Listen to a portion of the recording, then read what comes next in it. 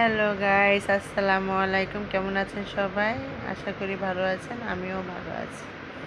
আমি আজকে আমার সাথে থাকুন। এই যে আমি আমার ছেলের আজকে বার্থডে।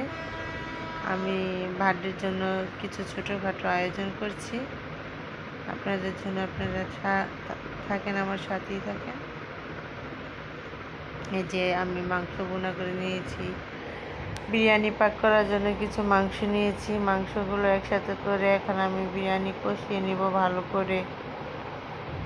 কষিয়ে তারপরে একসাথে মাখামাখি করে ভালো করে মিশিয়ে এগুলোর ভিতরে পানি দিয়ে দেব।